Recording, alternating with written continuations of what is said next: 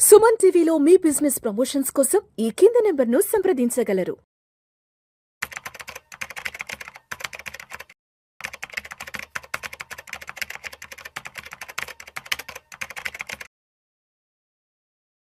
నమస్తే మాధురెడ్డి గారు. నమస్తే అండి. మాధురెడ్డి గారు, ఒక్కసారి బంగారం వెండి ధరల గురించి కాస్త డీటెయిల్ గా మాట్లాడుకుందాము. బంగారం విషయానికి వస్తే 24 క్యారెట్లు 10 గ్రాముల ధర 1,13,300 దగ్గర ట్రేడ్ అవుతోంది. అంటే ఒక గ్రాము 24 క్యారెట్లు 11,330 రూపాయలు. 22 క్యారెట్ల విషయానికి వస్తే 10 గ్రాముల ద్వారా 1,02,000. అంటే 22 క్యారెట్లు 1 గ్రాము ధర 10,200, ఇంక్లూడింగ్ 3% జిఎస్టీ కలిపి మనం మాట్లాడుకుంటున్నది రిటైల్ మార్కెట్ గురించి. సిల్వర్ విషయానికి వస్తే 1 గ్రాము ధర 135 రూపాయల 20 పైసలు. అంటే 1,32,200 రూపాయలు కేజీ సిల్వర్. ఏంటి బంగారం ధరలు ఇంతలా పెరిగిపోతున్నాయి? ఆల్మోస్ట్ ఈ ఒక్క సంవత్సరంలోనే ఈ 7-8 months కి ఆల్మోస్ట్ ఒక 40% వరకు బంగారం ధరలు విపరీతంగా పెరగడం జరిగింది. త్వరలో దీపావళి కూడా రాబోతుంది అండ్ మేజర్ ఫెస్టివల్స్ కూడా రాబోతున్నాయి కాబట్టి ఎలా ఉండబోతున్నాయి అంటే బంగారం వెండి ధరలు? సో హిస్టారికల్ మనం అంటే హిస్టరీలోనే ఎప్పుడు ఇంత బంగారము ఇంత తక్కువ టైంలో ఇంత ఎక్కువ పెరిగింది ఎప్పుడు జరగలేదండి. సో హిస్టారికల్ డేటా తీసుకున్న this is the all time records అని చెప్పొచ్చు ఫర్ గోల్డ్.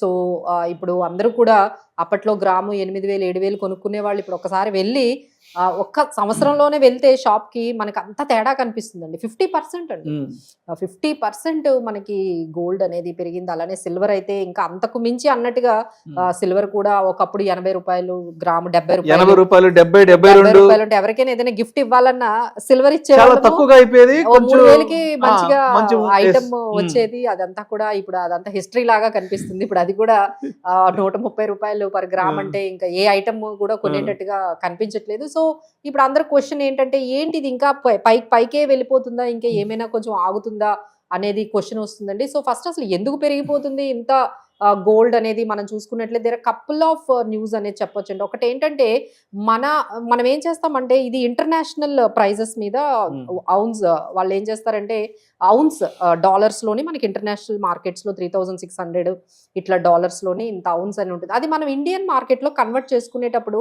రూపీస్ లో మన డాలర్ అనేది స్ట్రెంథనింగ్ అయిపోయి రూపీ క్షీణించేస్తుంది. ఇప్పుడు మనం ఏం చేస్తాం 3,600 into 80 వేసుకునేది ఇప్పుడు 3,688 వేయాలి.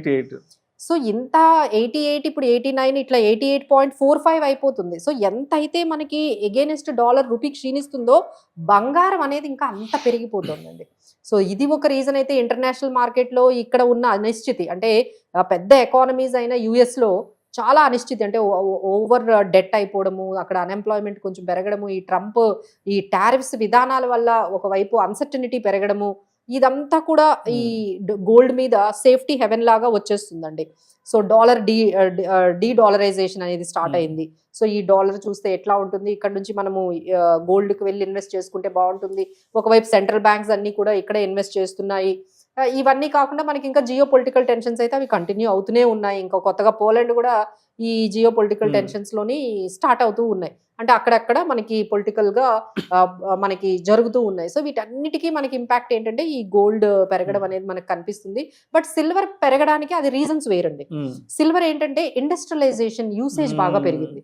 అంటే సోలార్ ఎనర్జీ అనేది ఎంత క్లీన్ ఎనర్జీ అనే కాన్సెప్ట్ ఆల్ ఓవర్ ఇండియాలోనే అంటే బిగ్గెస్ట్ ఎకానమీస్ అయినా మీరు అక్కడ US కానీ చైనా కానీ next biggest economy India. So ఇక్కడ కూడా మీరు చూసుకుంటే సోలార్ మనకి యూసేజ్ అనేది ఇప్పుడు ఇంటింటికి కూడా మీరు ఇప్పుడు సోలార్ చూస్తారు.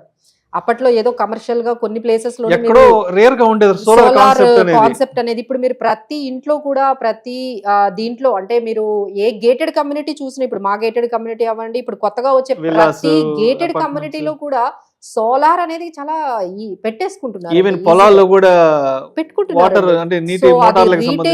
రీటైల్ వరకు వచ్చేసింది. అంటే ఇండివిజువల్ లెవెల్ వరకు సోలార్ ని వాడడం అనేది వచ్చేసింది. సో అక్కడ వల్ల మనకి ఇండస్ట్రియలైజేషన్ కన్సంప్షన్ సిల్వర్ బాగా పెరుగుతుంది. ఇంకా ఈవీ అనేది next biggest thing is happening in India, that is EV అండి. ఇప్పుడు ఈవీ స్టేషన్స్ చూస్తే అన్ని చోట్ల మనకు ఉంటున్న ఈవీ కార్లు, ఈవీ 2 వీలర్స్. అంటే మన పెనిట్రేషన్ ఇప్పుడు ఏంటంటే మిగతా మనం అడ్వాన్స్డ్ కంట్రీస్ లో చూసుకుంటే ఈవీ వాడకం 40% ఉంటుంది, మన దగ్గర ఇంక ఇప్పుడు ఓన్లీ 10% ఉంటుంది. జస్ట్ ఇమాజిన్ ఇంకొక 20% పెరిగినా ఎన్ని ఈవీ వెహికల్స్ మనకి కనపడతాయి, ఎంత ఇన్ఫ్రాస్ట్రక్చర్ కావాలి. సో ఈ ఈవీ వెహికల్స్ లో కూడా మనకి ఈ సిల్వర్ అనేది యూసేజ్ కనిపిస్తుంది.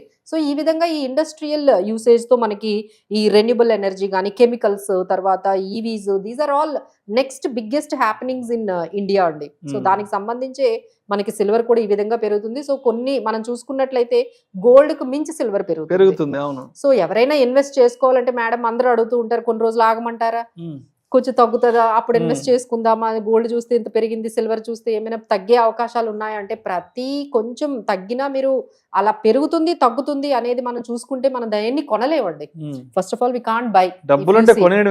అంటే వెళ్ళి మనకెంత అయితే అంత, అంటే మంత్ లో ఏదో ఒకటి గోల్డ్ గానీ సిల్వర్ గానీ మీకు ఈటీఎఫ్స్ రూపంలోనే కొనగలవండి. ఎందుకంటే ఇప్పుడు 10,000 పెట్టి గ్రాములు ఎక్కడ కొనగలవండి, ఇట్స్ వెరీ ఇంపాసిబుల్. సో అలా కాకుండా మన గోల్డ్ ఈటీఎఫ్స్ ద్వారా మీరు 1,000 రూపాయలైనా పెట్టొచ్చు, 3,000 పెట్టొచ్చు, 5,000 పెట్టొచ్చు కదండి. అంత ఈజీ అయిపోయినప్పుడు ఎవ్రీ మంత్ మనం ఎందుకు 1,000 రూపాయలు గోల్డ్ పెట్టకూడదు? అలానే మనం సిల్వర్ మీద కూడా ఒక 1,000 రూపాయలు ఎందుకు పెట్టకూడదు? మీరు ఒక ఎస్ఐపి 20,000 చేస్తున్నారంటే ఓన్లీ గోల్డ్ అండ్ సిల్వర్ కి 3,000 పెట్టండి, లేదా 5,000 పెట్టండి. అట్లీస్ట్ 10% మీరు ఖచ్చితంగా ఈ గోల్డ్ అండ్ సిల్వర్ లో పెట్టండి. మీరు అందరూ కూడా ఈ ప్రైజులు చూసి ఆశ్చర్యపోకండి. దీస్ ఆర్ ఆల్, అంటే ఒకేసారి ఇన్వెస్ట్ చేయకుండా ఎవ్రీ మంత్ మీరు ఒక హ్యాబిట్ లాగా, మనం ఎవ్రీ మంత్ ఎస్ఐపీస్ ఎలా చేస్తామండి, సో అట్లనే ఎవ్రీ మంత్ 2-3,000 మీరు ఈ గోల్డ్ అండ్ సిల్వర్ ఈటీఎఫ్స్ అయితే చాలా మార్కెట్ లో ఇప్పుడు చాలా companies AMCs gold and silver ETFs తో వచ్చాయి. So there are every big AMC is in gold and gold ETFs. మీరు ఎస్బీఐ తీసుకోండి, లేకపోతే ఐసిఐసిఐ తీసుకోండి, Kotak, HDFC, every one is in gold ETFs లో మనకి అవైలబుల్ గా ఉన్నాయి. సిల్వర్ ఈటీఎఫ్స్ కూడా నిపాన్ సిల్వర్ ఈటీఎఫ్స్ ఉన్నాయి. అలానే ఇప్పుడు గోల్డ్ అండ్ సిల్వర్ కాంబినేషన్ కూడా వచ్చేసిందండి. అంటే చాలా మందికి ఏంటంటే కన్ఫ్యూజన్, గోల్డ్ కొనాలా సిల్వర్ కొనాలా, అసలు రెండు కొనే మనకి ఫండ్ మేనేజర్స్ వచ్చేసారు. అలాంటి ఎడల్వైజ్ మోతిలాల్ ఓస్వాల్ వాళ్ళు కూడా గోల్డ్ అండ్ సిల్వర్ ఈటీఎఫ్స్ తీసుకొచ్చేసారు. చాలా మంచి కమోడిటీస్ లో మనం ఉండాలి అనుకుంటే ఈ ఆప్షన్స్ అనేవి బెటర్ అండి.